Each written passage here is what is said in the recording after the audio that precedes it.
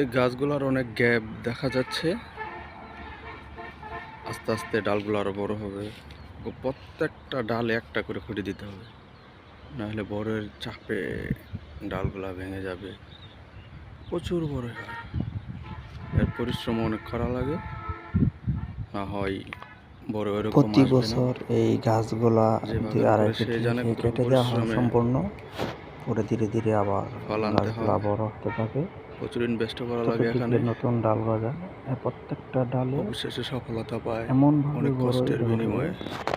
যেটা ডাল ভেঙে যাওয়ার অবস্থা। এর জন্য প্রত্যেকটা ডালে একটা করে বাঁশ, 2টা করে বাঁশ এরকম খুঁটি দিয়ে রাখতে হয়, না হলে ডাল ভেঙে যাবে।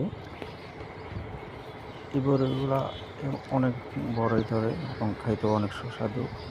প্রচুর পরিশ্রম করতে হয়। দেখেন গাছগুলা কি পাতলা, অনেক ফাঁকা ফাঁকা লাগতেছে। মাঝখানে গাছগুলা কেটে দেওয়া হয়েছে। কিছুদিন পরে দেখবেন ডালে পুরা গ্যাপ পূরণ হয়ে গেছে, ভিতরে যাওয়ার কোনো জায়গা এই নেই। গাছগুলোর অনেক গ্যাপ দেখা যাচ্ছে। আস্তে আস্তে ডালগুলো আরো বড় হবে ও প্রত্যেকটা ডালে একটা করে খুঁটি দিতে হবে, নাহলে বড়ের চাপে ডালগুলা ভেঙে যাবে। প্রচুর বড় হয়, এর পরিশ্রম অনেক করা লাগে, না হয় বড় এরকম আসবে না। যে বাগান করে সে জানে কতটুকু পরিশ্রমে ফল আনতে হয়।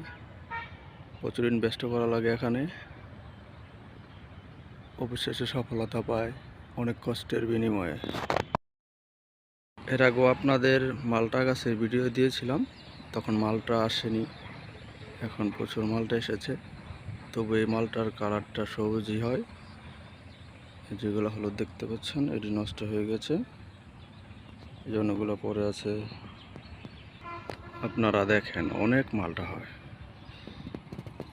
এই মালটা আসলে এই মালটার দাম কম, একটু টক লাগে লেবুর মতো, এজন্য এই মালটাটা সচরাচর কম চলে।